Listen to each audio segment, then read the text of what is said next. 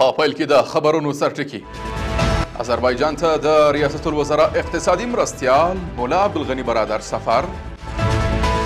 په نیمروز کې د کډوالو د کمپ د جوړولو پرانیستل او د امریکا لخوا د سوریې په وړاندې د بندیزونو لرې کول. د لوی او مهربانه خدای په ثنا او ستاینې سره درنو لیدونکو سلام. د نن ورځ خبرونو ته ښه راغلاست. نن سه شنبه د 1404 کال د چنګاش 10مه نیټه ده. زه صادق فروتن یم. د هم بشپړ خبرونه. د ریاست الوزراء د اقتصادي مرستیال مولا عبدالغني برادر اخوند په مشرۍ لوړ پوړی اماراتي پلاوي د ایکو یعنی اقتصادي همکاري سازمان په 18مه سرمشریزه کې د ګډون په موخه آذربایجان هیواد ته سفر وکړ. اقتصادي معاونیت وایي چې دغه پلاوی به د ایکو سازمان د 18مې سرمشریزې په عمومي غونډه کې د ګډون او وینا ترڅنګ د آذربایجان هیواد له یو شمېر چارواکو سره د دوه اړخیزو اړیکو پر پراختیا هم خبرې وکړي. د ایکو 18مه سرمشریزه دغه سازمان د غړو هیوادونو د ولسمشرانو او لوړ پوړو چارواکو په شتون کې د جولای میاشتې په 3مه او 4مه نیټه د آذربایجان هیواد په کوربتوب ترسره کیږي.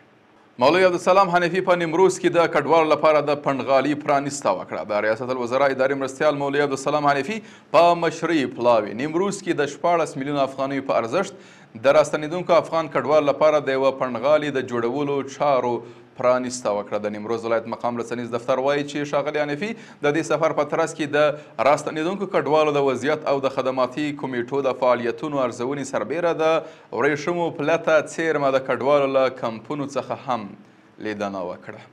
بل خبر د خوست ولایت څخه. د خوست ولایت د امر بالمعروف او نهی عن المنکر قانون د پلي کولو کمیټې په اونیزه غونډه کې پریکړه کړې چې له دې وروسته به ډاکټران ناروغانو ته راز لرونکي یا نه لوستل کیدونکي نسخې نه لیکي.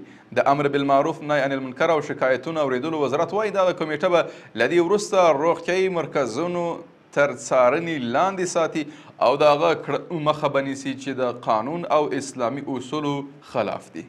او په پای کې د نړۍ څخه د امریکا ولسمشر ډونالډ ټرمپ پر سوریه د امریکا لګول شوي بندیزونه لرې کړل. د بشار الاسد د رژیم له نسکورېدو څخه باندې 6 میاشتې وروسته دا ګام اخیستل سوی او ښایي په سوریه کې پانګونې ته زمینه برابره کړي.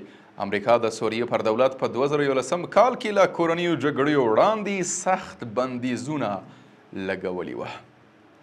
قدرمنو لیدونکو له ملتیا مننه. تاسو کولی شئ د عروج بېلابېلې خپرونې د دې ادارې د سوشل میډیا له طریقه وګورئ.